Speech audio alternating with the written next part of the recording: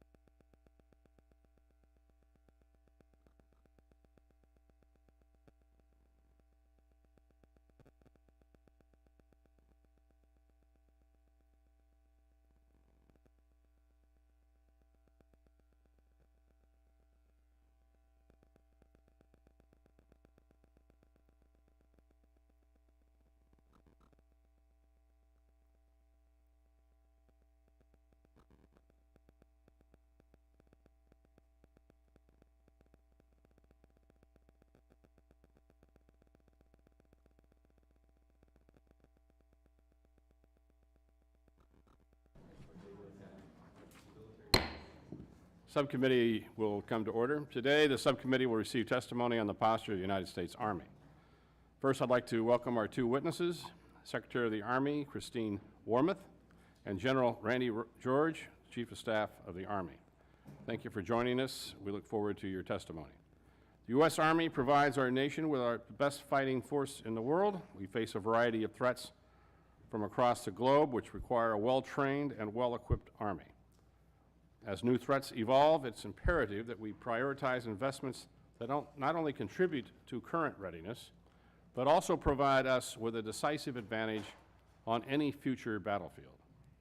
I am pleased to see your ongoing efforts to improve force posture in Indo-PACOM, the over 70,000 soldiers serving in the region, your work with our regional allies and partners, and investments in critical munitions will help secure greater operational access to the region and provide a much-needed deterrence posture. I look forward to discussing more about how your fiscal year 2025 budget request invests in the Indo-PACOM theater. We are keenly aware of the need to modernize the Army of today and to address the great power competition in the future. And I appreciate this process began several years ago. I think you'll agree that the subcommittee worked with you to balance supporting your strategy while ensuring that successful ongoing programs continue to receive an appropriate level of resources. However, I see a disturbing trend in the success rate of your modernization programs, particularly the Army's big dollar investments. I'm thinking of $2 billion for a helicopter program that has now been canceled, a $3 billion for a long-range hypersonic weapon that has not yet had a successful test flight and was well past its fielding date, and $1 billion for a long-range artillery cannon that was recently canceled due to engineering challenges. That's $6 billion invested into three major programs, no operational capability. Imagine the number of 155 rounds or other critical munitions we could have bought with that funding. I support innovation and modernization, but I'd like to have a higher level of confidence that the Army is investing their limited budget appropriately. I'm hoping you can tell us how you're scoping modernization to identify non-feasible programs earlier and working to incorporate successful technologies more rapidly. Threats from unmanned aerial systems are increasing, and the technology for these systems is also maturing at a rapid rate. We have watched this evolve during the past 2 years in Ukraine, and unfortunately suffered the consequences of not addressing the threats of this technology as we continue to mourn the 3 U.S. soldiers who were killed in January at Tower 22. That is why I'm a supporter of the efforts to rapidly prototype and field UAS and counter-UAS technologies. Initiatives like the Deputy Secretary's Replicator program are a step in the right direction. I understand that the Army is already leaning forward by investing in these capabilities. I'm interested in learning more about your initiatives today. Modernized capabilities are only as good as the soldiers operating them. I was pleased to see that the fiscal year 2025 request includes significant funding for new and modernized barracks, as well as the sustainment cost to ensure that our soldiers have improved living conditions. I'm interested in hearing about these efforts, including receiving assurances from you that you are addressing important quality of life programs for all our soldiers worldwide. The Army continues to face recruiting challenges and would like to hear about your efforts to address that issue. Finally, I'm pleased to see your recent investments in production lines to boost monthly deliveries of key munitions. The Army has overseen a significant transfer of equipment to Ukraine, and I applaud your efforts. However, I continue to be concerned about domestic stockpiles and therefore our readiness rates. I hope you will discuss today how your fiscal year 2025 budget will improve the production of munitions and address any shortfalls that we may have in inventory. With that, I recognize the distinguished ranking member, Ms. McCollum, for any opening remarks. Thank you, Mr. Chairman. Thank you for the courtesy. Secretary Wilmot, General George, thank you for being here to testify before us today. General George, this is your first appearance before the committee. Welcome. The Department of Army's fiscal year 2025 budget request reflects the priorities for personnel and for procurement. At $182 billion, the Army again is having to make difficult choices and what is essentially a flatline budget when not accounting for inflation. You're also managing personnel deployments to EUCOM, CENTCOM, and INDOPACOM, keeping our nation safe in the face of threats from abroad all around the world. Well, at the hearing today, we will cover a wide range of topics, but I want to highlight a few topics that are especially important to me. First is personnel. The Army continues to strive to meet recruiting goals, and we must do all that we can working together with you to assist you in this effort. I'd like to hear an update on what programs and activities the request has included in it to address the recruitment challenges that the Army faces. Second, the Army has personnel deployed in Europe and the Middle East performing activities in support of Ukraine and to keep our troops safe in Iraq. But the funding for many of these activities all reside in the supplemental. Everyone here knows, and I think most of the committee, we strongly support a supplemental moving forward, but the House, as you know, continues to struggle with passing it.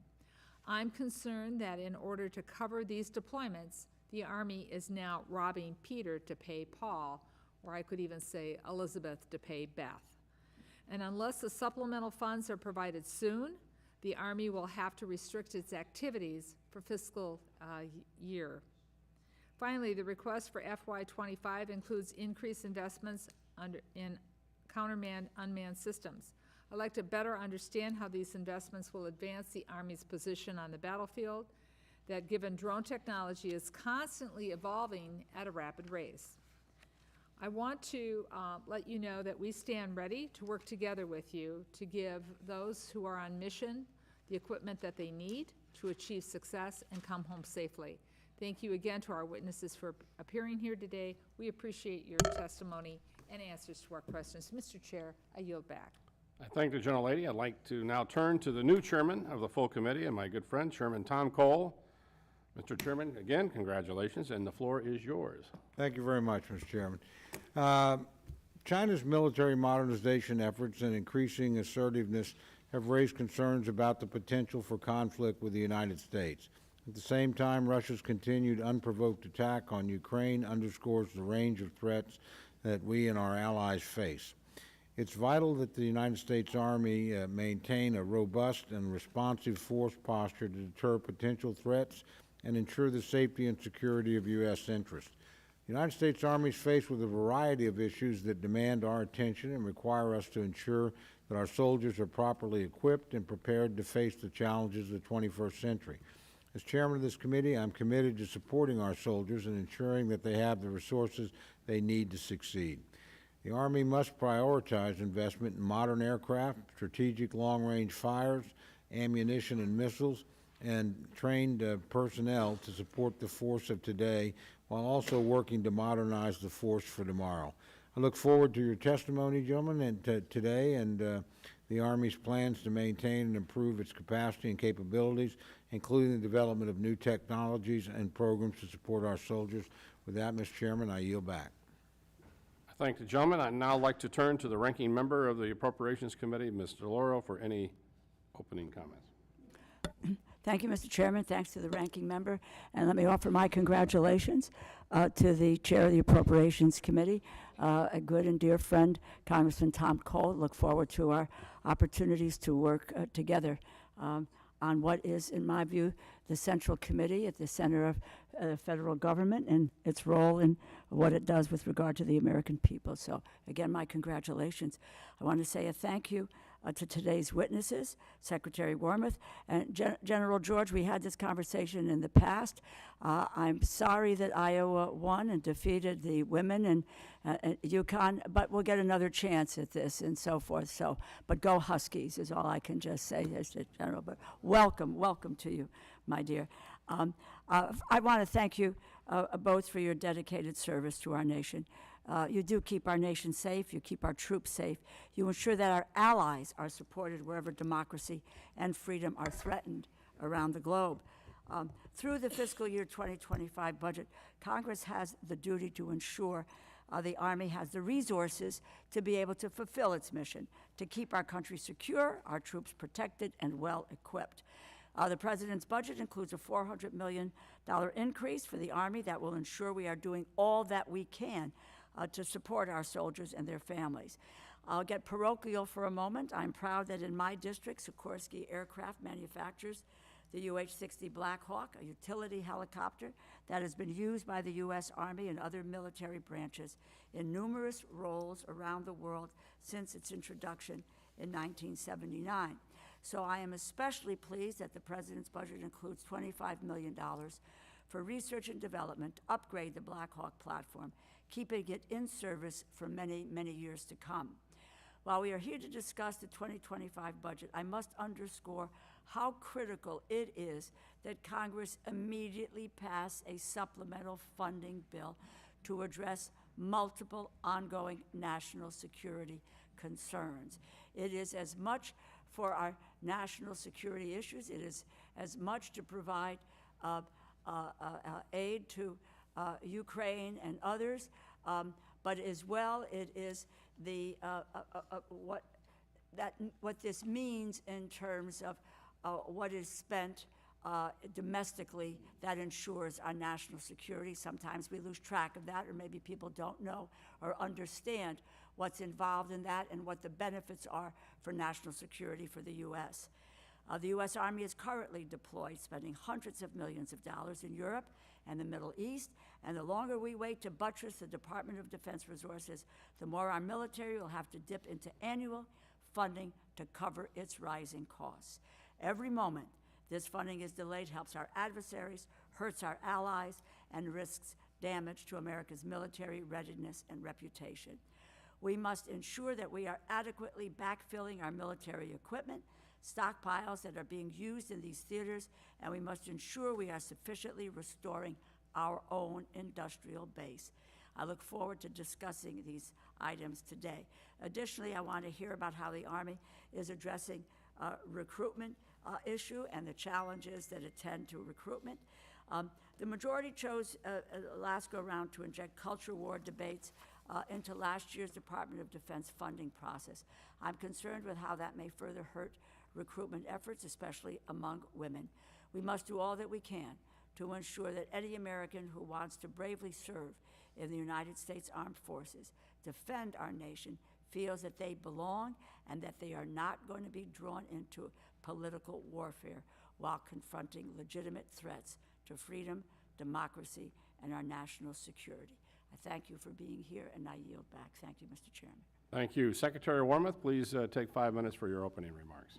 Thank you, Chairman Calvert, Ranking Member McCollum, Ranking Member DeLauro, and congratulations, Chairman Cole, to your new responsibilities leading the full committee. Thank you all, distinguished members of the subcommittee, for your continued support for our soldiers, our Army civilians, and their families. General George and I appear before you today at a moment of profound transformation for the United States Army. We are transforming our capabilities, our force structure, and our recruiting enterprise to ensure that the Army is ready and able to defeat evolving threats, keep pace with technology, and attract the best talent so that we remain the world's best land fighting force. As we pursue this transformation, we must also take care of our people, ensuring that our soldiers and families have the quality of life they deserve to sustain our readiness now and into the future. This year, like last year, the Army's FY25 budget continues to support the most ambitious modernization program the Army has undertaken in the last 40 years. We are making significant progress in transforming our capabilities by staying consistent in our goals and meeting most major milestones for development and fielding. The next generation squad weapon, the integrated battle command system, our mid-range capability, and the precision strike missile are just some examples of the critical new systems we've recently delivered. As we bring these new systems into our inventory, we are also transforming our force structure to meet the priorities of the National Defense Strategy. We are building out new formations, such as our 5 multi-domain task forces, and making sure they are equipped with the capabilities we need to conduct large-scale combat operations against advanced military peers. And we are shrinking excess force structure so that the units we have are manned and ready. While these force structure decisions bring down our authorized troop levels by about 24,000 spaces, Our goal is to increase the Army's authorized end strength from 450,000 active soldiers to 470,000 active soldiers by FY 2029. To meet that goal, we are working around the clock to overcome our recruiting challenges, and I'm pleased to say that we are making very solid progress this year. Building on successful initiatives like the Future Soldier Prep Course, we are fundamentally transforming our recruiting enterprise to better compete in the 21st century job market. Most significantly, we are professionalizing our recruiting workforce by creating new permanent talent acquisition specialties for both enlisted soldiers and warrant officers. The assessment and selection of the first cohort of our new warrant officers is complete, and this group will be out in the field by the end of the summer. As we transform, we also have to take care of our soldiers and families. A key part of that responsibility is providing safe, high-quality housing and barracks. And Chairman, as you noted, over the next 5 years, the Army will invest an average of $2.1 billion each year in the construction, sustainment, restoration, and modernization of barracks for unaccompanied soldiers. This investment will also fund sustainment at 100%, something we haven't done in several years. We are also leveraging the expertise of the Corps of Engineers to stabilize our project costs, and we will hire civilian barracks managers to oversee our barracks so that our soldiers can focus on their warfighting responsibilities. Physically and emotionally healthy soldiers are more resilient, they're higher performing, and they're less likely to engage in harmful behaviors. To build resilient soldiers, we are expanding our holistic health and fitness programs to 71 active brigades. We are investing in financial management services so that our soldiers know how to budget, and we are encouraging programs in our divisions that focus on soldier well-being. Our goal is building cohesive teams and proactively working to reduce harmful behaviors from a soldier's first day in the Army. Even as we transform, and we have to because it's a very dangerous world out there, we're continuing to provide combatant commands with trained and ready formations. This year's budget seeks $1.5 billion for activities associated with the Pacific Deterrent Initiative. And we've asked for hundreds of millions of dollars for Operation Pathways, our exercises in the region that strengthen deterrence and build interoperability with our allies and partners. In Europe, our troops are demonstrating our commitment to deterring Russian aggression. The Army has been leading the effort to support Ukraine, from training over 17,000 Ukrainian troops to providing hundreds of vehicles, different kinds of equipments, and millions of munitions. The Chief and I strongly urge the passing of a supplemental appropriations bill that will maintain this critical support for Ukraine, invest in our own readiness, and create jobs for Americans all around the country. With your support, we'll continue to take care of our people and sustain the transformation that will keep the Army the world's best Army. I'm proud of all that our soldiers and civilians are doing, and I look forward to your questions. Thank you for your comments. Now, General George, please take 5 minutes for your opening remarks. Okay, thank you, Chairman Calvert, Ranking Member McCollum, Chairman Cole, Ranking Member DeLauro. Thank you for the opportunity to talk with you today about our Army. The world is more volatile today than I have seen it in my 36-year career, and there is clearer cooperations between adversaries than I've seen in a while. A spark in any region could have global impacts. Meanwhile, the character of war is changing rapidly, which we see from what is happening on battlefields in Ukraine and in the Middle East. Our Army is as important as ever to the joint force. We must deter war everywhere and be ready to respond anywhere. So we are focused on providing the best Army with the budget we are given. Our soldiers deserve it, the joint team deserves it, and our nation deserves it. That means making some tough decisions and finding ways to get better every day. As the Secretary already highlighted, our planned investments reflected in our FY25 budget will help our Army win the future fight and ensure that our soldiers and their families remain ready and resilient. Across the Army, we are learning from global events and continuously transforming how we operate, how we train, and how we equip. And I'd like to highlight a handful of things. We're learning that designs for things like unmanned systems must be modular, adaptable, and software defined.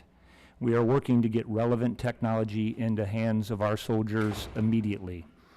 We are learning that counter unmanned systems must evolve as the threat does to protect our formations and critical infrastructure. We are also moving out on that while being mindful of the cost curve. We need cheaper solutions. We are learning that in some cases, the right tech already exists to support transformation. For instance, the tech exists to make our command and control nodes more mobile, low signature, and more effective right now, and we are fixing our network. And we are building our magazine depth and modernizing our organic industrial base because we know that wars never end quickly as we hope. They take a lot of ammo. We are also transforming how we recruit, ensuring that we have the right talent and the right tech, and that we are getting the word out about how our Army is a great place to serve because of our mission and our people. Finally, we are also looking at where we need to reimagine our processes and where we can afford to stop doing things that don't support warfighting or building cohesive teams. I'm proud of what our soldiers are doing around the world to help defend our country. We appreciate your support, and I look forward to your questions. Thank you, General. I want to make sure all the members have a chance to ask questions, so we'll have a 5-minute clock on, even for myself, and we'll go around and get as many questions in as possible. Obviously, we spent some time in my comments and the ranking member's comments and your comments about UAS and counter-UAS strategy and what we're going to do to defeat that. The threat from kamikaze drones and unmanned aerial systems has intensified, and it changes almost daily. I see that your budget request includes $400 million for systems to counter small drones. I'd like to talk more about your approach to countering UAS threats. So, Secretary, how are you ensuring that the Army investments in counter UAS flip this cost curve so we're not just shooting down $500 drones with $1 million missiles? Thank you, Chairman. We're trying to do that in a couple of different ways. As you noted, first of all, I'd say since 2020, we've had $3 billion that we've invested in counter-UAS and UAS systems, and there's several $100 million in this year's budget request for that, and there are also some on the Chief's unfunded priorities list as well. I think, we all are very focused on growing our investment here. One, we are very much looking at how can we find lower cost attritable systems, and we are working with companies like Anduril, for example, to try to invest in smaller, very effective, but less expensive types of UAS and counter-UAS systems. Another thing I would highlight, Chairman, is our investments in directed energy. So, for example, we have directed energy M-SHORAD. There are 4 prototypes for that system out in CENTCOM right now. We also have a couple of high-powered microwave programs. And one of the things that I highlight DEM SHORAD, for example, because we're still working on the costing, but in theory, the laser is essentially unlimited ammunition. So it offers the possibility of us being able to shoot down hundreds and hundreds of UASs and have a very quick reload rate. So I think there's a lot of potential in that kind of a platform. Chief, I'm sure you want to add. Yeah, I just would add, Chairman, that and what the Secretary talked about, what we're trying to do in the Middle East by sending over the user, the developer, and the tester, and them all being together. I think what we're learning from the battlefield, for example, what's happening in Ukraine, is things are changing in weeks and months, and we are going to have to be able to adapt, and so that's what we're doing. So we are sending everything that we possibly can into tougher environments and putting all of those people together. And it's a lot of there's a lot of small companies out there that are doing a lot of great things. We just got done with a big experimentation with Project Convergence that was out at our National Training Center, inviting them in. The Army is also is the executive agent for the Joint Counter UAS Office, and is getting a lot of R&D to make sure that there's a lot of great ideas out there, but we're getting all of those from American industry, in addition to what we're developing. Obviously, Israel's in this supplemental that hopefully we'll be able to figure out how we're going to pass, has some money in it for Iron Beam, and Raphael has made significant progress in this, and I know that our contractors have been working with them. I'm curious if we have personnel in Israel that are working with the Israelis as they test in real time iron beam. Is that any of that going on? I'm not, I can tell you, Chairman, is that we are, I just had met the IDF ground commander and several of his staff, and we were just together. So we are exchanging lessons and having that kind of interchange, and we are looking at sending some people over there. So, and I've also just had some discussions with Raphael. So for our part, what we want to do is whatever is working out there and is adapting, we're looking to bring that into the system. And the systems that you've already put on some of our equipment, and the testing you're doing, are you satisfied that it's moving in the right direction? I mean, I think we have more work to do, and this is one, there's probably 3 areas, Chairman, where I think that we need to be more flexible in our funding approach. Counter UAS is one of them, unmanned systems is the other, and then EW, which is related to both of those efforts. And our challenge was with the continuing resolution, if we wanted to spend more money, we could not reprogram and put other money in there to make adjustments. And so, again, that was a problem for us. I think we lost time with that. So, you know, that is one area that I would recommend. Those are 3 areas that I would recommend that we would have more flexibility in our funding so that we could, when something is working in prototype, that we could immediately, if those systems are working, that we could procure it. Okay. Ranking member. Thank you, and the chairman and I in this committee have been working on trying to adapt and respond quickly to some of the situations we find ourselves in, and so I know that we want to work together to put into place what you were talking about with getting things tested and out and then in production. But behind all of the equipment is personnel. And so I'm going to go back into personnel for a few minutes. Madam Secretary General, the committee knows that recruitment was a problem for the Army last year, and it was true for most of the other services too.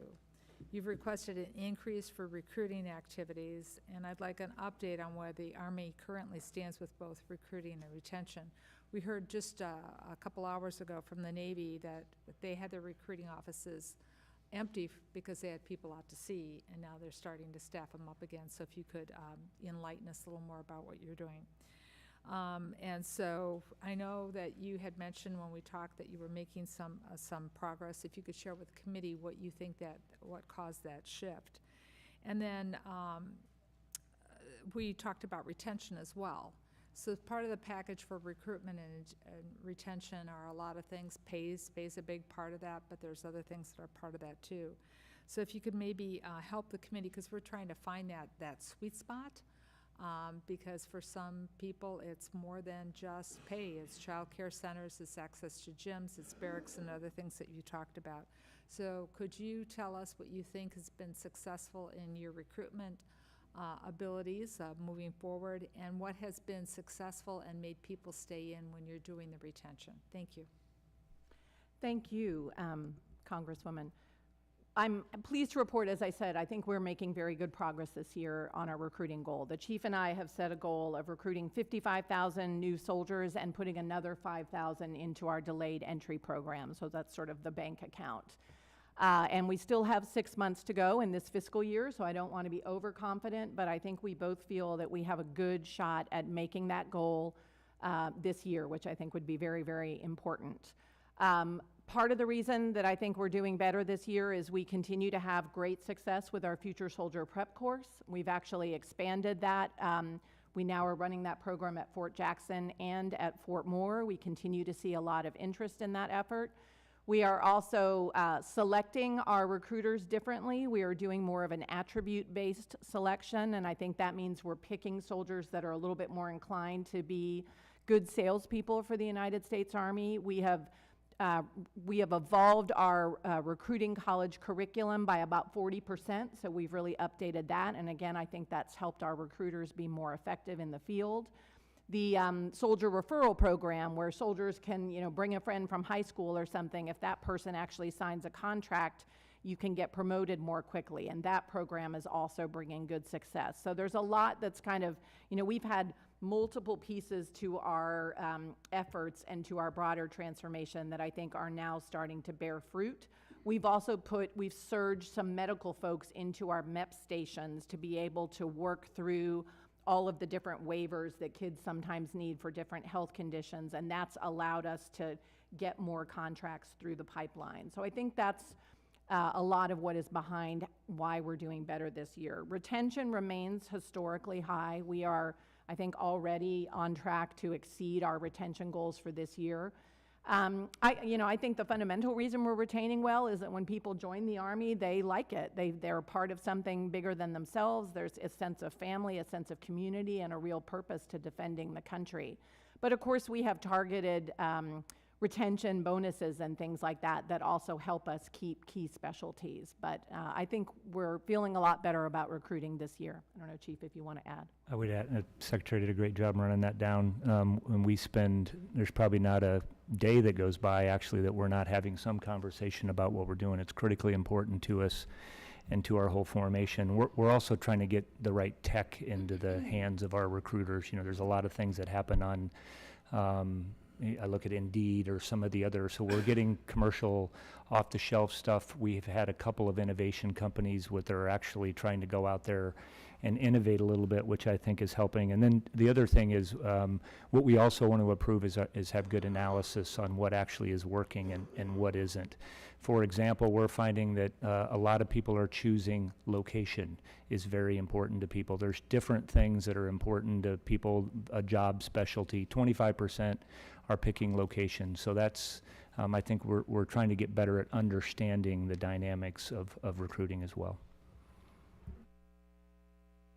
Thank you. Chairman Cole.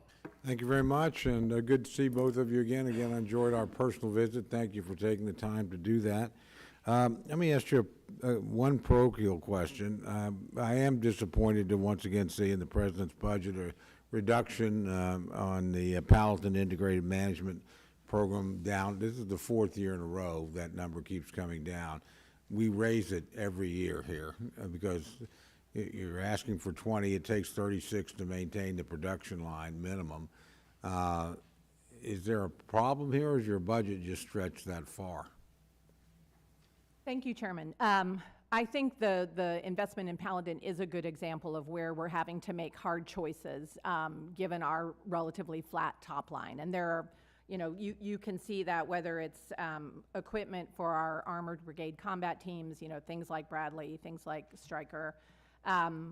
We have not been able to invest as much as ideally we would and continue to modernize the new systems. I would add, though, that again, this is another place where if we get the supplemental, we are planning to invest in 18 additional Paladin systems. So between what we've got in our base budget and hopefully if the supplemental comes through, we should be above the minimum sustainable rate for the foreseeable future. That's good to hear.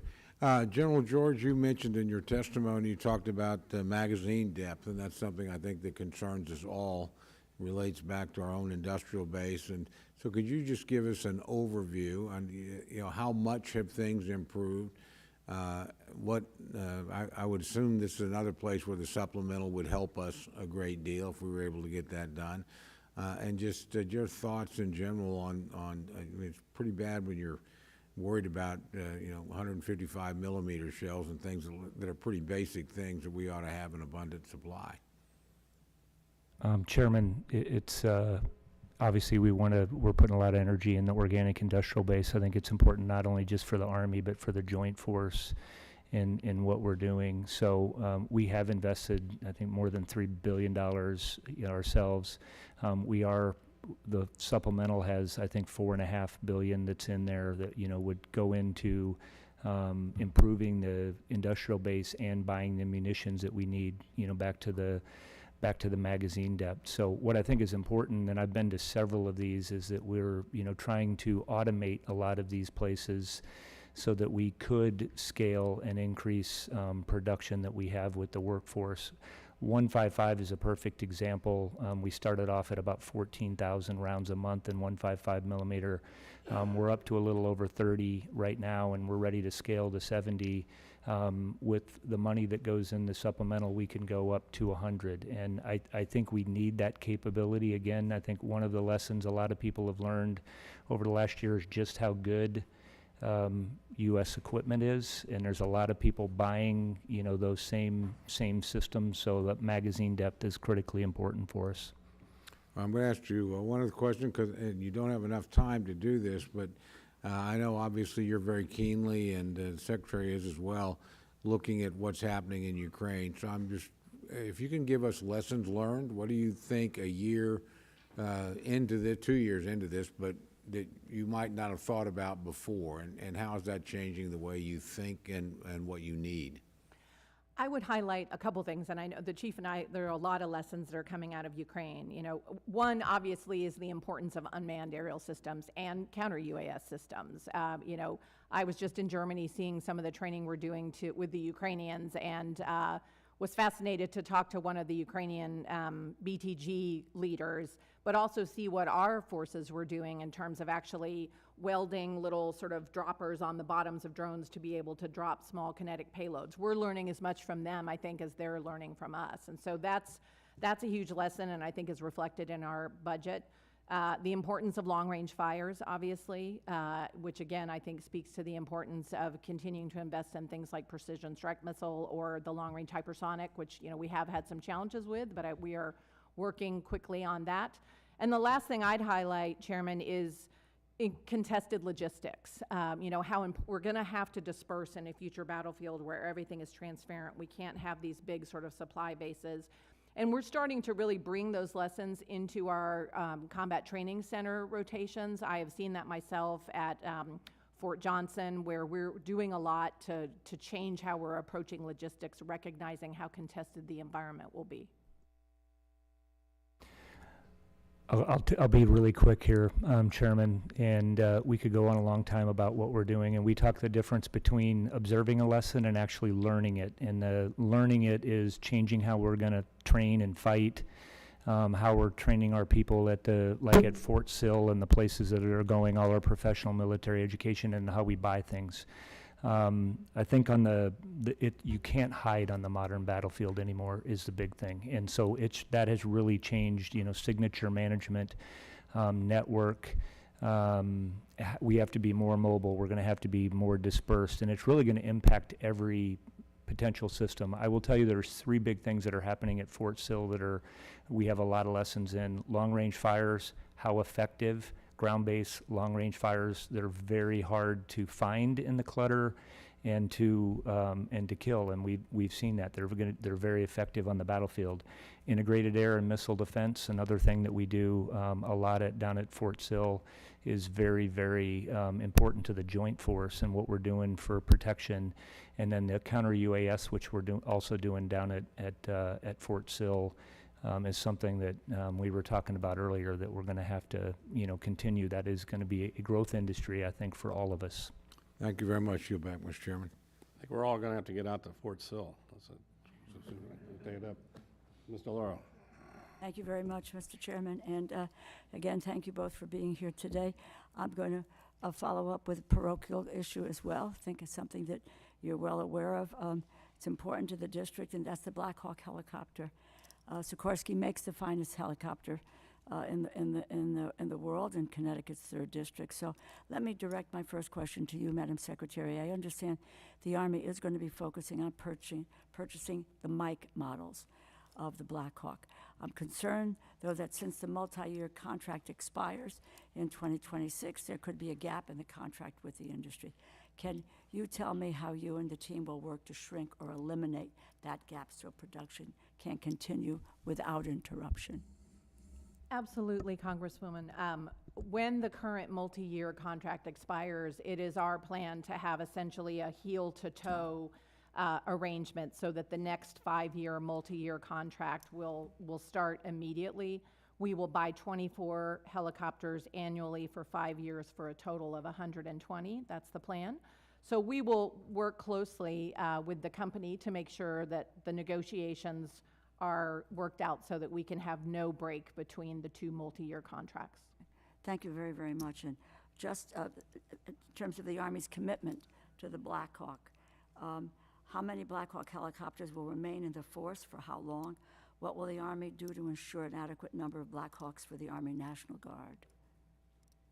Let me take that a couple pieces at a time. We expect the Black Hawk to remain a very important part of our overall aviation portfolio for years to come.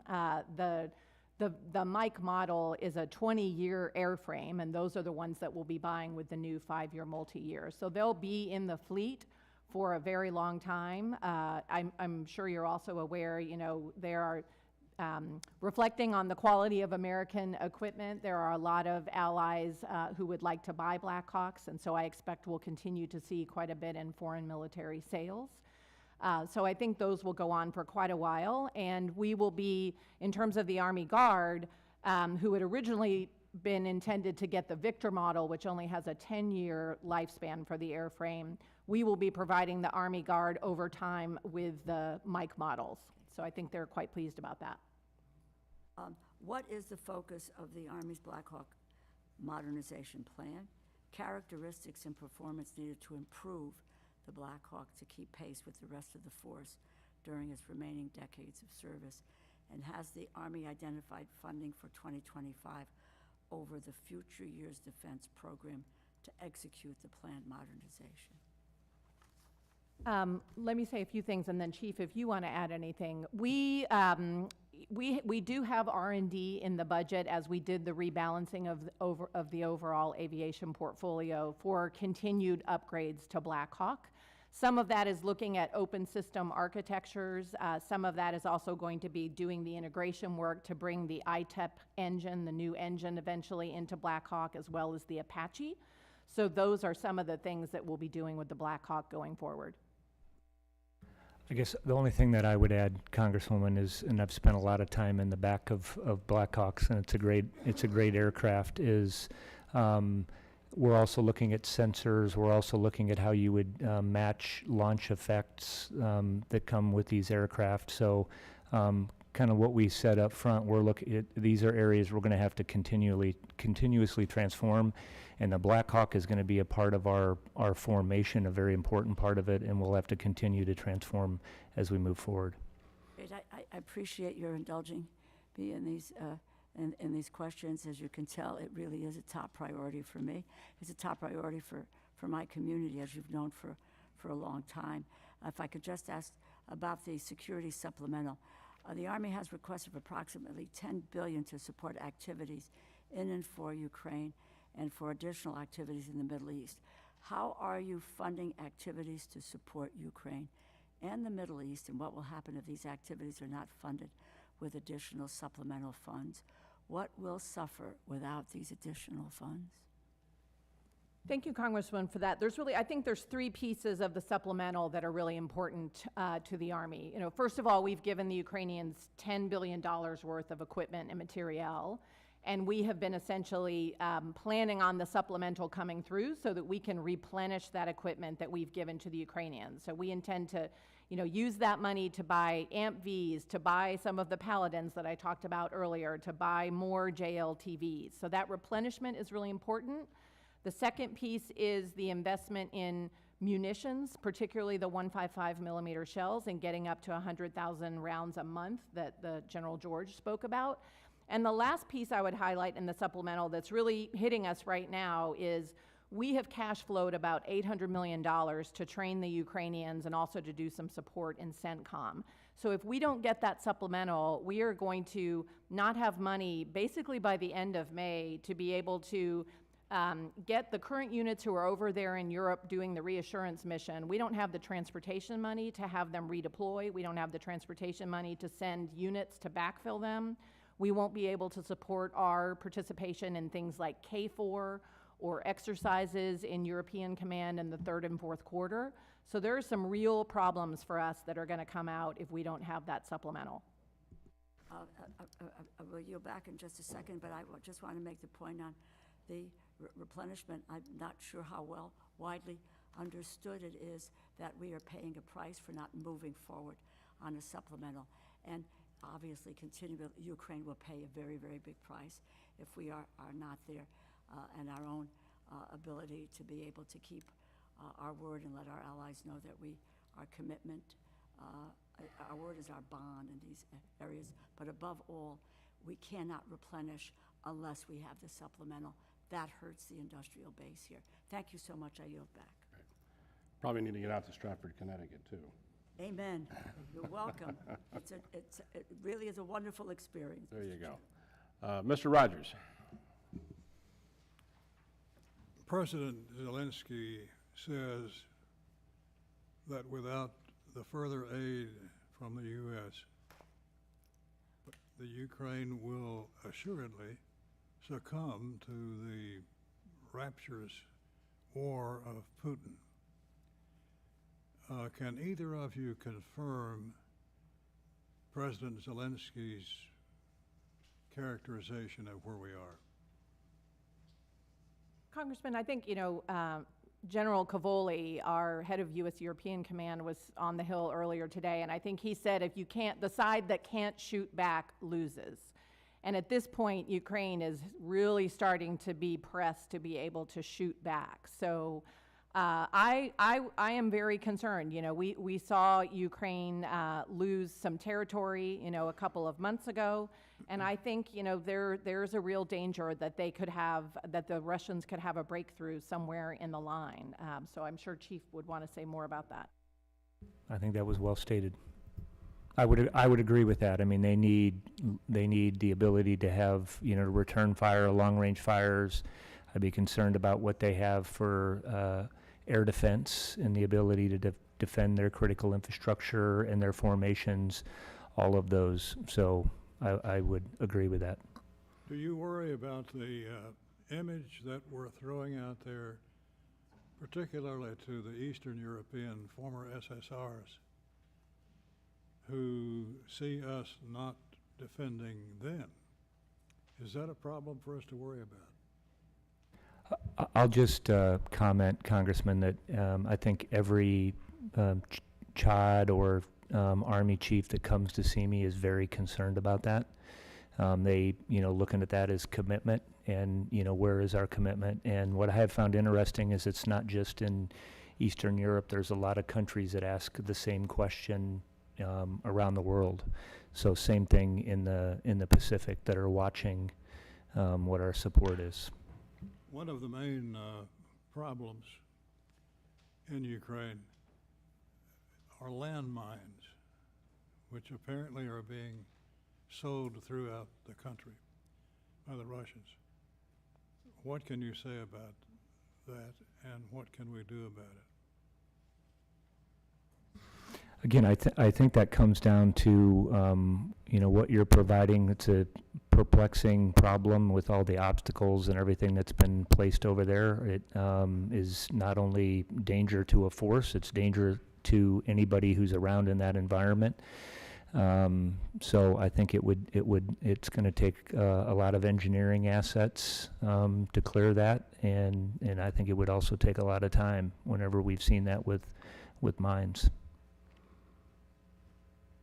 Thank you for your service, both of you. Thank you, and I thank the chairman for the quick time, because we need to finish this hearing by 3:55 because we have a special meeting we need to attend to. So with that, Ms. Capter, you're recognized. Thank you. Mr. Chairman, thank you for your testimonies today. I regret the inability of this current House of Representatives to pass legislation so essential to the defense of liberty, and do not count myself among those who are holding up the process. And it makes your life exceedingly difficult, and all of this is completely unnecessary. Now, I have 4 topics. Real quickly, I'm going to ask about hypersonics and advancements there. I'm going to ask about personnel and your ability to staff with mechanics and people who are technicians, any shortages there. I'm going to mention Abrams tanks and Ukraine, and then finally Iran and its capabilities. So on the first one, just a quick update on the progress you're making on hypersonics, both offensive and defensive. Number 2, in terms of your staffing, are you having any difficulty in Army in having enough mechanics and people who are trained technicians to work on equipment? And if you are you working with your reserve units around the country that do have excess equipment and could be doing training on some of the reserve bases? Number 3, Abrams tanks have their capabilities. Those are made in Ohio. We're proud of them. Congressman Joyce and I support them. And have they made a difference in Ukraine, and what more could we do if they're being effective? And then finally, on Iran, give us your assessment of Iran's intent in the region that she is having a tremendous influence on. Is her capacity growing? Is she receding in some of her capabilities? I don't have a real sense of that, but I think it's a really important question. Thank you. Okay, lightning round. I will start with Iran and say, you know, I think we're all in the Defense Department quite concerned about Iran and its capabilities. I think it's, you know, one of the things it seeks to do in the region is to be destabilizing, both directly but also through its use of proxies in Iraq, in Syria. I think the relationship that seems to be growing between Iran and Russia is concerning. So that's just a snapshot of, I think, how I would see Iran.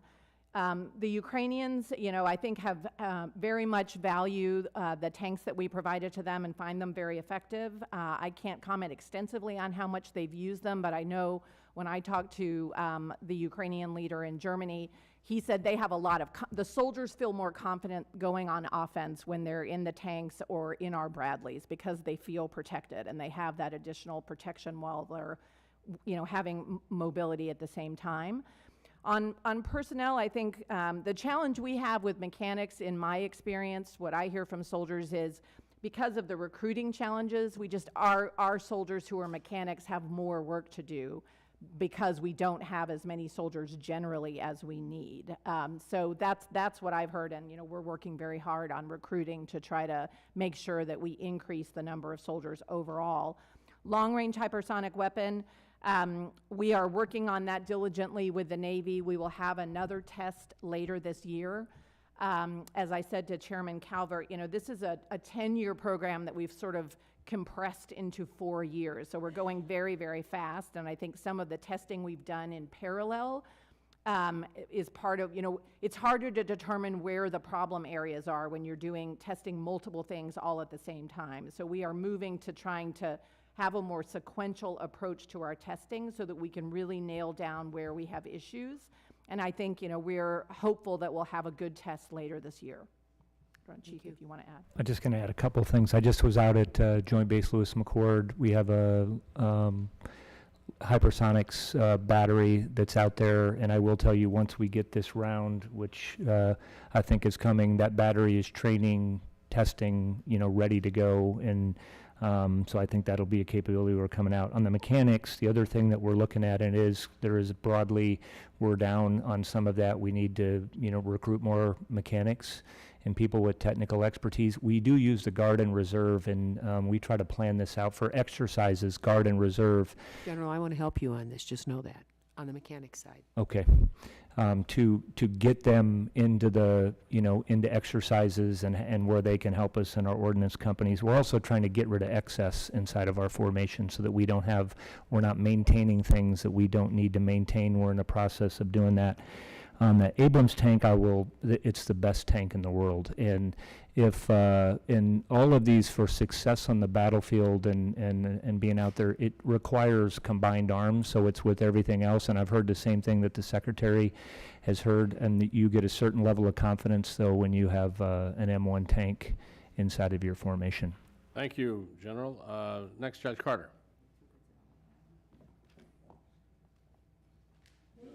Yep. Well, you got here earlier.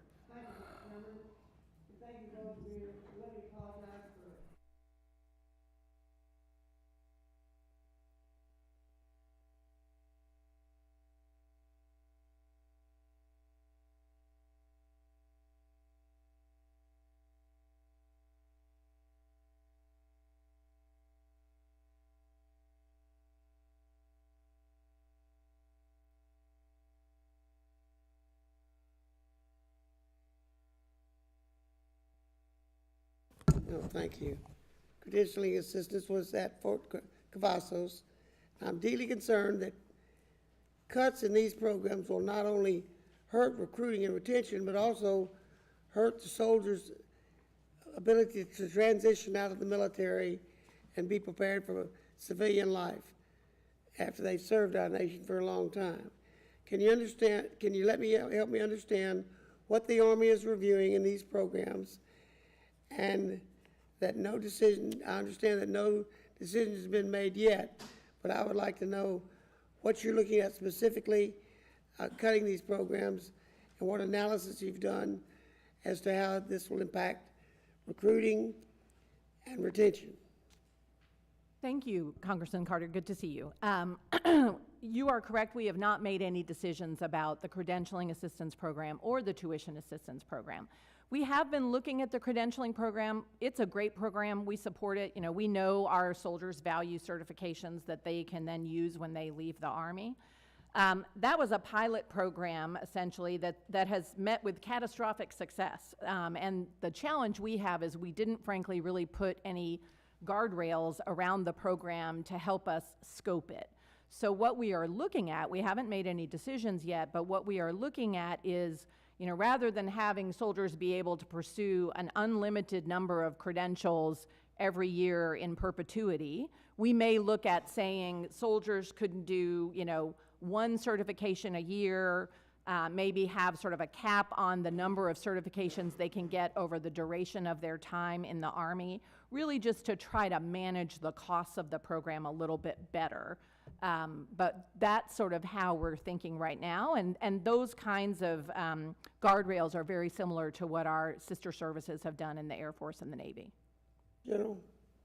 Yeah, only thing I would add, Congressman, is how we transition our soldiers. We obviously want to keep them. That's our number one goal, is to keep everybody, but how we transition them is critically important to us in doing that and making sure, and that's important to us also for our recruiting mission, because we know that when people come into the Army, they're going to get a skill, they're going to enjoy what they're doing, and then we want to send them back out there. So we're looking at all of this in total. Well, thank you. The Apache helicopter is in my district. With the cancellation of the FARA, I have yet to hear what the Army's plan is for funding modernization of the Apache. Could you speak to what plan you have and where the funding might come from? Certainly. We are very much, you know, the Apache is another great helicopter. My XO sitting behind me is an Apache pilot as well as a Black Hawk pilot. We're going to continue to modernize the Apache over time, and there is money in the budget to do that. You know, really what we're looking at with Apache is, again, how to have more open system architecture so that we can do upgrades over time more quickly and more easily than we have in the past. The other thing that we are looking at with Apache is taking a little bit more time to figure out exactly how we're going to integrate the new ITEP engine, excuse me, into both Apache and Black Hawk. I've got some more time. I understand the Army is considering looking at privatization of barracks. Out of curiosity, have you looked at allowing the E5s to move out of the barracks? It could potentially reduce the number of barracks we need to build and help reduce costs in maintenance. I don't know the math on how this cost would work, but I would be interested in hearing this.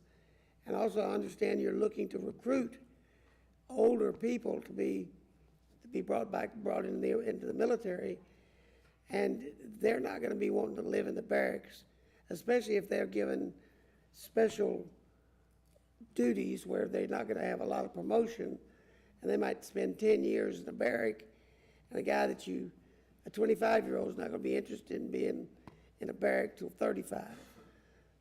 Would you like to answer that? Sure, I'll start, and then Chief, if you want to add. We're looking at a couple Also, of... if you want to do that for the record, we could get that back to you, Judge, and that way we could Yeah, maybe so. Okay, happy to do that. do that, Still got some keep time. things going. Mr. Case? Thank you, Madam Secretary. I just wanted to take off on your brief comments opening on the Pacific Deterrence Initiative.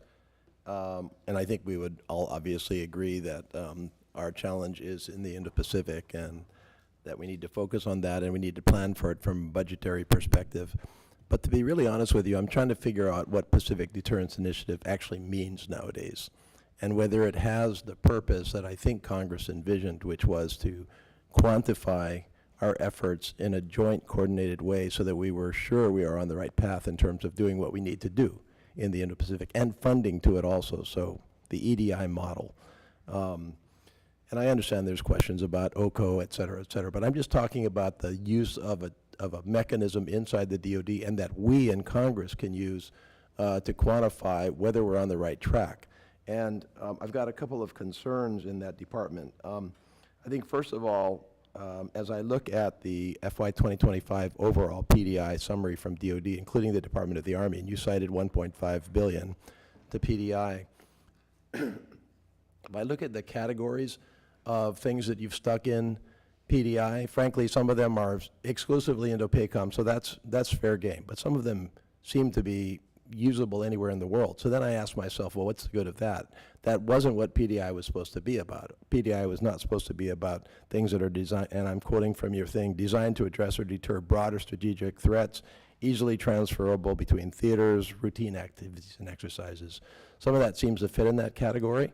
So I'm wondering how they were categorized there, number one. And then number two, if I look at your FIDEP over time, the overall PDI is declining precipitously over the next 5 years, including the Army, which is going down something like 60%. I think the figure I've got here is 1.5 billion requested this year, down to 0.9 billion by FY 2029. So I guess my real question here is, again, I want something that I can look at and go, okay, yeah, we've got everything in that box and we know what we have to do in the Indo-Pacific. We know what we have to do for the geopolitical challenge of China. And all services, this is what you need to be doing, and this is how much it's going to cost, and this is what we have to do over the next 5 years plus. And I don't think I'm getting that in the PDI. So I'm thinking to myself, well, do we have to fix PDI somehow in Congress or somehow in another way get what we're after here? Do you have any comments on what PDI means to you nowadays? Why are we seeing such a loose bunch of stuff in PDI in my estimation, and why do we see it going down so precipitously over 5 years? Let me take a shot at that, Congressman. I think what I would say, and I can understand your frustration, I think as someone who was in the Defense Department when the European Deterrence Initiative was created, there is, I think, a pretty significant difference between EDI and PDI, which is that the European Deterrence Initiative came with a pot of money from Congress that was sort of firewalled, whereas when Pacific Deterrence Initiative was created, it didn't have that. It was sort of the same concept, but very importantly, without the money. And so now I do think you have a situation where we in Congress, one thing I can assure you is the Army is very, very focused on Indo-PACOM as the priority theater. And our whole strategy as a department is very, very focused on Indo-PACOM as the priority theater. That's how Secretary Austin and the deputy work with us in the services to try to align our investments. They grade our palms very much on whether they think it's meeting the challenge there. So I feel confident that our budget is putting the money that we need to put towards that theater. But I certainly can understand that from an accounting perspective, it can be hard sometimes to get a real sense of whether you have everything. And there's also, I think, the unfunded, the report that Indo-PACOM generates as well, I think, which is a very large list of requirements. Probably because, and I'm just guessing at this, because some of the PDI, it's not in PDI. And they have to find it somewhere. They have to emphasize what's necessary in the Indo-Pacific. Do you think it's possible to have a PDI without an OCO style dedicated source of funding as in the EDI? Does it just at that point just become as somebody actually referenced, an accounting mechanism inside DoD, and an imperfect one at that? Because obviously we're not just spending $9.9 billion on the Indo-Pacific. We certainly feel the loss of OCO. I think that's fair to say. And I would say within the top line that we have, it would be hard for us to put more money than we have in our base budget towards Indo-PACOM.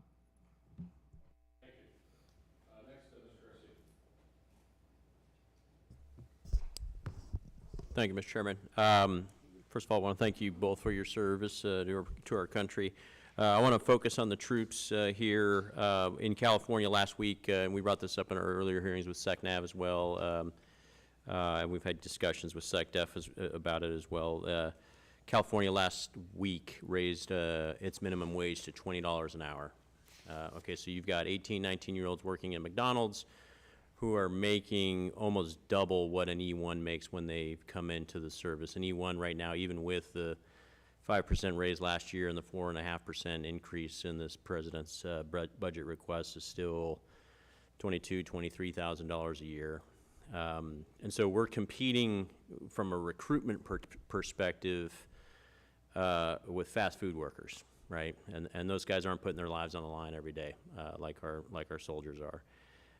This isn't just a problem in California, it's a problem in multiple states, Virginia, Florida, where the cost of living is higher and the pay is still low. I have been pushing, and this committee's done a great job, this subcommittee's done a great job. Unfortunately, the Senate stripped out our Pay Raise Act, which would have started base pay of an E1 from taking it from $22,000 a year to $31,000 a year. And that increase, about a 35, 38% increase, would have actually rippled up through the E6 ranks. Okay, so it takes the E1 through E6, where we're recognizing not only the recruiting challenges, but also the retention challenges at about the year 4, year 5 mark on the enlistment side. And at least from a salary perspective, gets them more competitive with their peer groups in the civilian sector. And Ranking Member McCollum's been very clear about this as well, and this isn't just a money, pay, salary issue. It's a quality of life. It's daycare on the base. It's quality of the barracks. It's not, having to live in squalor where your civilian counterparts aren't. But we need help on this. We need more pull from the secretaries. We need more pull, frankly, from the president, and prioritizing this pay gap right now that is very significant and is a forcing function. There's other things driving the recruitment problems. There's other things driving the retention problems, but the pay is significant. To enact that RAISE Act, and it's my bill, it's called the RAISE Act. It takes it from $22,000 to $31,000 a year. That ripples up through the E6 and compresses it. So generally, you wouldn't be getting that 30% pay raise, but you don't need that 30% pay raise. Your soldiers need that, the junior enlisted do. But it basically gets them above that $15 minimum wage, sort of federal recognized minimum wage number, right? And it gets them off of food stamps, frankly. It gets them above the poverty line. The cost of that is roughly anywhere from 0.5% to 1% of the total DoD's budget to implement it. So we're talking, $7 to $8 billion to implement this Junior Enlisted Pay Raise Act. So the 4.5% in the president's budget request is barely going to keep pace with inflation. The last, I think, 5 years, we've seen a cumulative of roughly 25% to 27% inflation. While the sum of the pay raises that we've given our troops, and especially the junior enlisted, is something like 14 to 15%. So we are putting them further and further behind the power curve. So the ask is that we support higher pay, and I know that that's not in the president's budget request.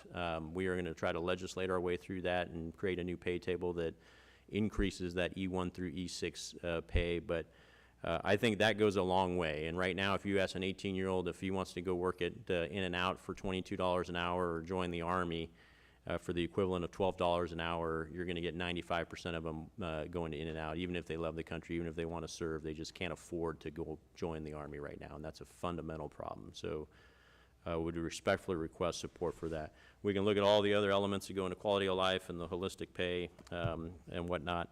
I will submit for the record a question around the FARA cancellation. We sunk about $2 billion into the acquisition program. Industry put in about $500 million of IRAD of their own money, getting to the point where we did. It did kind of surprise a lot of us. I know you were communicating with some folks, but I'd like to get a deeper dive on the explanation of the sudden cancellation. I know Congress didn't help, the CR didn't help, but if we can get all the details. And the last thing I would recommend is beyond high-energy lasers and high-energy microwaves that I know are very useful in counter-UAS, counter-drone. There is new technology out there that I've gotten to do classified briefs on for high-energy RF, where it's basically an AESA radar that uses larger brick size arrays instead of little TR modules like you find on a fire control radar. The beam steering basically uses high-energy RF capability and is a little more stable than high-energy lasers, for instance. So You get back to recommend we them look on at the that. record. I yield. Thank you. For the record, that would be great. Dutch, you're recognized for 5 minutes. Yep. No, hurry up. Trying to keep this on schedule. Business with a bridge. Okay. Okay. For Secretary War, congratulations on what you've done a good job. General, you too, and you've got a good team, and that's what counts. Secretary Warmouth and General, you can answer some questions here too. I mean, what the questions I'm going to ask, not many. I don't know what this year holds in store, but I do know that the last time the department went a fiscal year without operating under a continuing resolution was back in 1997. Now, could you provide a brief overview of how short-term spending measures impact the Army? What do we put at risk when we don't pass funding bills on time, especially when it comes to competing with China? Absolutely, Or Congressman. other adversaries too, but basically China. Thank you, Congressman, and I'm sure the chief will want to add to this. You know, I think of when we're operating under continuing resolutions, which you all know we were in the first 6 months of this year under CRs, we're basically trying to compete with China with one hand tied behind our back. You know, we're not able to spend the money that we have in the most efficient way. We're not able to do reprogrammings. We can't do new starts on some of the, you know, very important modernization programs that we have. Sometimes it can delay our military construction. So at a time where we don't have a moment to lose in terms of all of the new modernization we're doing, operating under CRs can be very challenging. Yeah, Congressman, I'll just give you one example. The battlefield's changing, what our troops were over there in the Middle East, and if we wanted to make some adjustment and bring something to counter UAS system, for example, and we can't start something new, we can't increase production on the missiles that we need, so it has real impact. And then the other thing I would just say is, then when you get the money, you have a very limited time to spend it, and that is also a challenge for us and has been. All right, well, thank you. In the past few decades, if there are any indication at all, it seems that the department keeps getting put in these intractable solutions. And I'll be honest, I don't know what the solution is. So do you have any ideas about other authorities and spending flexibilities that would enable the Army to overcome the challenges that continuing resolutions represent, both of them? Well, Congressman, the last thing I would want to do is to try to tell Congress how to do its business. You know, Good idea. I think the PPBES Commission that recently, I think, put out its final report had some good recommendations in a lot of areas for sort of how we in the department can work more effectively with you all in Congress to have a more agile budgeting system. You know, there might be some good ideas there. But beyond that, the only other thing I would say, and this is, you know, something the chief feels very strongly about, it's not really CR specific, but is it possible in some very targeted ways for us to have more flexibility in where we invest the programs, you know, inside of a particular portfolio, for example, to allow us to be more agile in terms of going after new technology, but that's not really CR specific. Congressman, I mentioned this up front. There's 3 areas where I think we have to be more flexible, and that's counter UAS, counter unmanned systems ourselves, so that we can detect and do all the things that we need to do on the modern battlefield. And then electronic warfare, all of that is changing really quick. So I think internal to the Army, what we're looking at doing is not having a specific program, but we need to have a portfolio, because the industry is changing really fast. There's a lot of small companies out there. American ingenuity is the best in the world, and we need to have the flexibility to do that.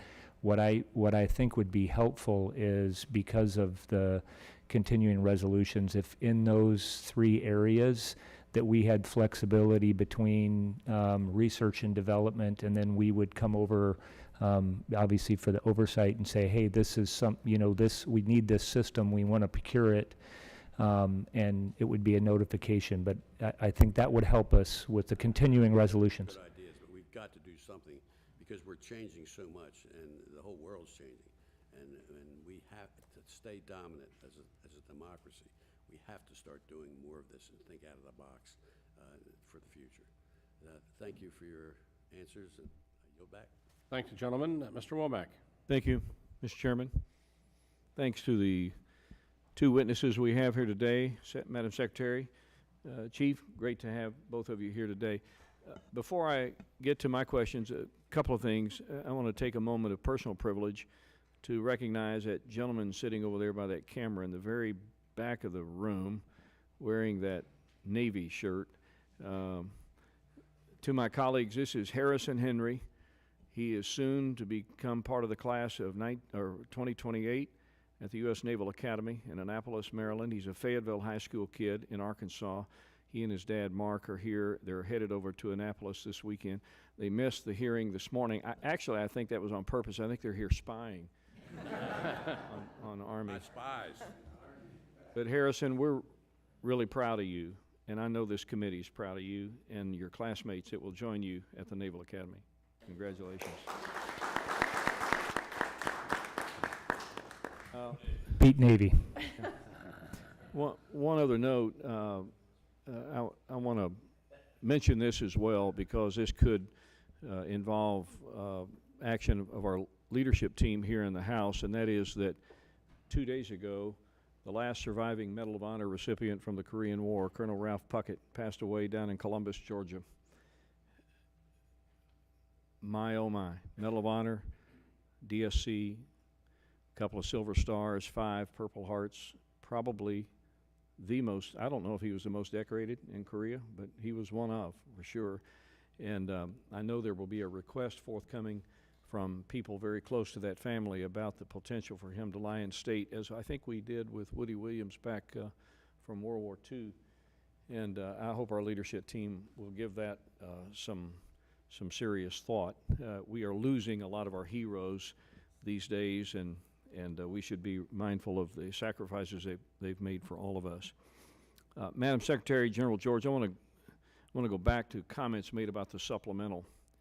And I don't want to beat this dead horse, but I'm going to join the chorus of people that think that we need to act post haste on a supplemental. What concerns me as much as anything, General George, is the potential for us to be canceling combat training center rotations as a result of our inability to move forces and train them appropriately. I personally think it's the secret sauce in readiness that gets our warfighters prepared and ready to fight and win. So I want to give you an opportunity to comment on that. That is a real threat right now. I suppose that we could see some of these training center rotations go by the wayside. I would just tell you, Congressman, we're going to have to make, based on what the Secretary said earlier, we're going to have to make some tough choices that we're going to look all around. CTCs would be very tough for us. I've been to, I think 4 times already this year. It's kind of our crown jewel of where we're going to train and adapt for the future. So we don't want to have to make those kind of tough choices, and we need that for our readiness. Madam Secretary? That's exactly right. I mean, I think we would really try to protect the 22, I think, CTC rotations that we have. You know, we could look at reducing participation, skinning it down a little bit, but I think we would really avoid canceling it altogether. But those are the kinds of hard choices we're looking at if we don't see the supplemental come across the finish line. I think we have a role in that, and hopefully we can get to it. I want to go back to counter UAS. I note that in the budget, nearly $450 million for counter UAS capability in your unfunded priority list. Now, there's money for counter UAS, but there's additional money in the unfunded list. Is it fair to assume that that's just something that you need but because of all of the other requirements, you're just unable to get the full amount in the base budget? We have, Congressman, we have a good amount in our base budget. We have some that we've requested in the supplemental. And then, you know, when I was asked for unfunded priority list, the world has changed a lot since we put in our budget, which happened last October 7th. And I know that, you know, there's things on there that we would like to do, like increase production for Coyote missiles that have been very effective. There's other systems from Anduril, for example. So we would like to spend on that. So there's really two things in that unfunded priority list. It's ramping up production for the things that we couldn't quite get to, and then a lot of it is how the battlefield is changing. Yeah. Again, I want to thank both of you for your service and for your ascension to the chief's role, General George, and we're honored to have you here today, and I'll yield back, Mr. Chairman. Thank you. Mr. Cuellar. Thank you, Mr. Chairman and Ranking Member, for having this meeting. I want to thank both of y'all very much for the service to the country. Madam Secretary, you're from College Station. What happened to Texas A&M? I'm just kidding. The last time I went back, it was, it's gotten enormous. Oh my goodness. You know, the new Kyle Field like blocks the sun. Yeah, it has grown. I think John Carter and I know this. I want to follow up on something that the judge mentioned. My understanding, it's $81 million for, we're talking about Apaches, $81 million for modifications and $8 million to modernize the whole fleet. That certainly is not enough, right, if those numbers are correct? What I can tell you, Congressman, is, you know, we are committed to Apache. It's going to stay in the fleet for a long time. I was just talking to the folks who build Apache, and they felt, I think, pretty comfortable with where we are. So we do plan on continually upgrading it. It's not at any risk. Okay. Well, we certainly want to work with you on that, the judge and I. Let me talk about one item that I'm really proud of what you all are doing, the Army. I think the Army is leading all services in human performance optimization. And as you know, it's important to make sure that we get elite soldiers, you know, mind, body, everything. And I certainly want to say thank you so much for the efforts that you're all doing. I know that through the help of the chairman, the ranking, we're able to add $15 million there for the UT Health Science Center in San Antonio, working on optimization, and we're working with your department.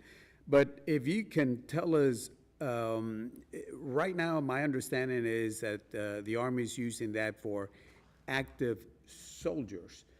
Any plans for the reserves or the guards, or is it just for active soldiers right now? And again, I really want to, you know, I've talked to your folks. My military fellow, we spent a lot of time, past military fellows have been, and the Army's doing a wonderful job, and I hope that the other departments do the same thing. Human optimization, human performance optimization is to make sure we get the best soldiers. Thank you, Congressman. Yeah, we have found the Health and Holistic Fitness Program to be really, really effective. It's both helping our soldiers get more fit, but it's also helping them become more resilient. We've been accelerating the buy of those sets to brigades by about 15 to 20 a year. For the Guard and Reserve, our plan is to try to start bringing those types of capabilities to the Guard and Reserve, sort of starting in FY 26-27 and going out to FY 30. You know, particularly with the reserves and how distributed they are, we're going to have to take a somewhat different approach, but we do plan to eventually get that kind of capability to the Compo 2 and 3. Yeah, I think the other thing that we've had discussions with the Guard, and I've gotten together with a lot of the tags, is how do we, you look at like Peloton app or Nike Fit app, or, you know, what are ways that we can do this a little bit different? But every time I go to an installation, we're growing 15 more health and holistic fitness. It's making our warriors better. And it's not surprising to me. I mean, you feel better about yourself and you're more fit. You're just going to be more resilient on the battlefield and everywhere else. So we're going to continue to invest in that. The challenge that we have is obviously we're competing with everybody else to hire nutritionists, strength coaches, performance coaches, and all of those things. And so some areas we're growing a little as quickly as we want, and others have to push a little more. Yeah, and again, we thank you. We want to make sure we're very supportive because, you know, this work, especially, it does prevent a lot of the military injuries that can be prevented. And it's not only just what you eat and you exercise, it's really your mind. Studies have shown that, you know, you can use that, especially when you have soldiers who are working under pressure situations and they have to make a decision. There's a lot of things. And as you know, a lot of the research that the Department of Defense does goes on to the general population, and it's also on aging. You know, how do you age better? I mean, just because you get old doesn't mean that you have to, you know, be in a difficult situation. So it has not only good for our soldiers, but certainly for our general population. So I want to thank you. My time is up, but I certainly want to thank you for leading the services on human performance optimization. Thank you.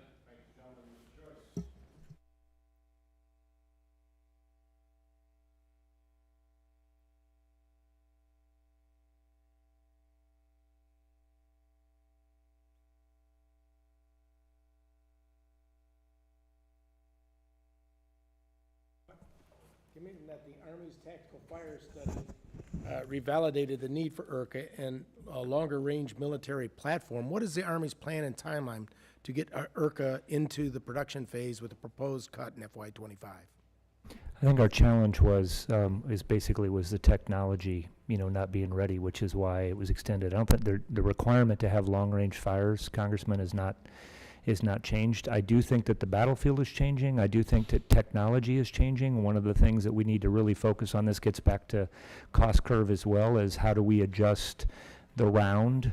How do we adjust the missile? What are the things that we can do, I think, to increase performance? But long-range fires is critically important. It's, you know, ground-based long-range fires. So we are definitely focused on that particular aspect. Congressman, if I could just add to what the chief said. He mentioned the engineering challenges we had with the barrel. What we're planning to do, because as the chief said, the requirement remains, we're going to do a performance demo this summer with industry. There are other platforms that we think could potentially meet our needs. So we're going to have a bunch of folks who have capabilities that they think might be useful, and we expect we will probably select one of those for production in FY25. Spent a fair amount of money to date, though, in testing this equipment, correct? Yes, that's true. And I think, you know, what we found, you know, you all in Congress have been great about giving us some new authorities to allow us to develop and acquire systems more quickly than we've had in the past. We've been making good use of those. And I think one of the lessons, frankly, coming out of our experience with IRCA is that, which we will apply going forward to all of our modernization programs, is we need to have more points where we can have off-ramps if we see that a system isn't working. Because I think, you know, we probably, if we had to do it over again, would have off-ramped away from IRCA a little bit sooner.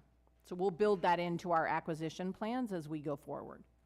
So that's something you would need on your end, not so much we'd have to put it in. That's right. I mean, you have given us the authority. You know, we are making use of them, and I think we're learning quite a bit as we go. You know, we've been doing much more this kind of, and the chief alluded to it earlier, bringing industry, soldiers, and our acquisition professionals together to do touch points, you know, as we go. So we've had a lot of learning in the last several years in terms of how we're using these new authorities, and I think we did learn some process lessons from the experience with IRCA. Fair enough. Madam Secretary, on March 1st, 2024, the Army's National Guard issued a memo suspending reenlistment bonuses effective immediately. The sudden suspension was due to a miscalculation by Army National Guard's planners who forecasted the amount of funds needed and anticipated volume of troops planning to continue their service. A week later, National Guard restarted issuing reenlistment bonus on March 8th. However, the updated policy cannot be applied retroactively, meaning that those who signed reenlistment packages between March 1st and March 7th will still not be eligible for those bonuses. A, how did this miscalculation first occur, and what actions have made to ensure that it doesn't occur again? And secondly, what are we going to do to those people in the March 1st to March 7th space?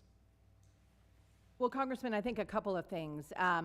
You know, obviously with all of the different tags in all of the different states, it's a little harder, I think, sometimes to manage our pay bonuses, reenlistment bonuses than it is for us in the active part of the force. So I think there are some lessons learned for the Army Guard in terms of managing these types of programs and putting in cost controls.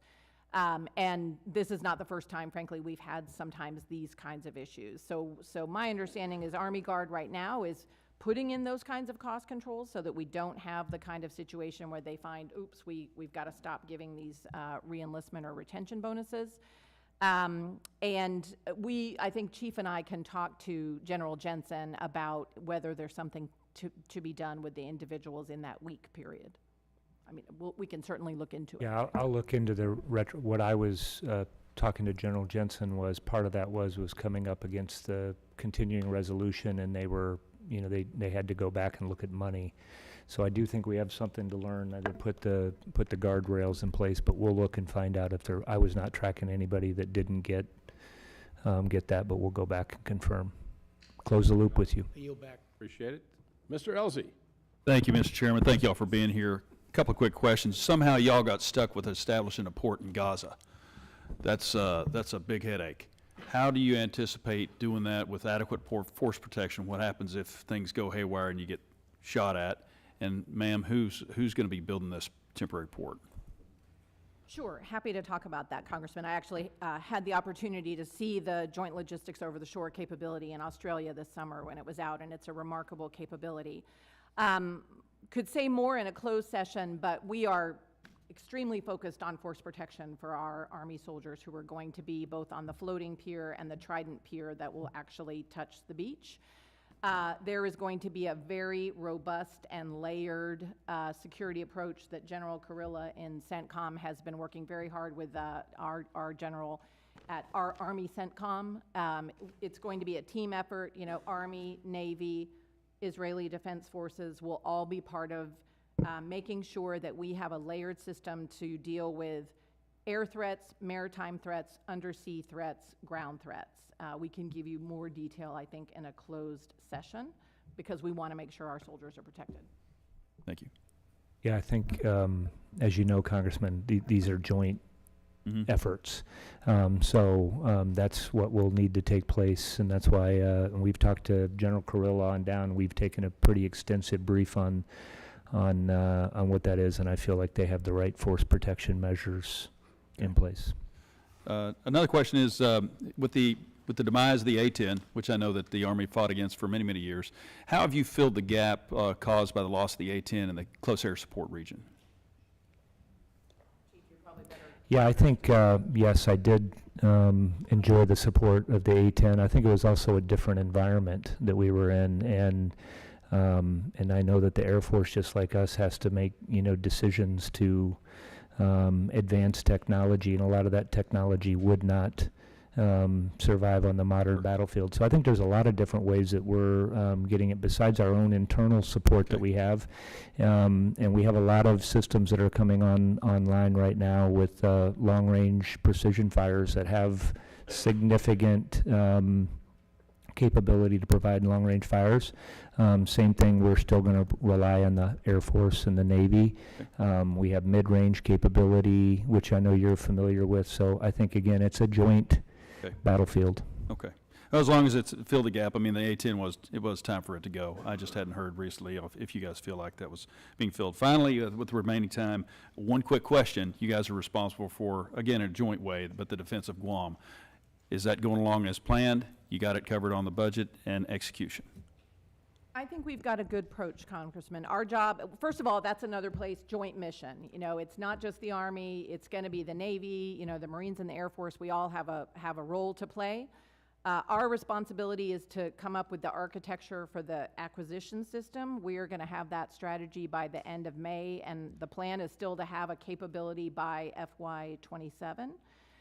One thing I think that's been helpful is the Deputy Secretary established what we're calling the Guam Oversight Council. It's chaired by Eric Raven, the Undersecretary for the Navy. That brings all of us services and the MDA together to make sure that we're synchronizing. I mean, one thing, for example, and I was in Guam last summer, you know, they have finite construction capability. So we've got to all work together to make sure that we're prioritizing the projects so that we're all kind of moving together as a group. Thank you very much. I yield back. Thank you, and before we conclude, I want to thank the witnesses for their testimony today. The subcommittee members are welcome to submit questions for the record. I would hope that the witnesses would respond in a reasonable amount of time, and with that, we are adjourned. Yeah. Now we get to go listen to the gripe session. Pardon me? We get to all the people griping. Yeah.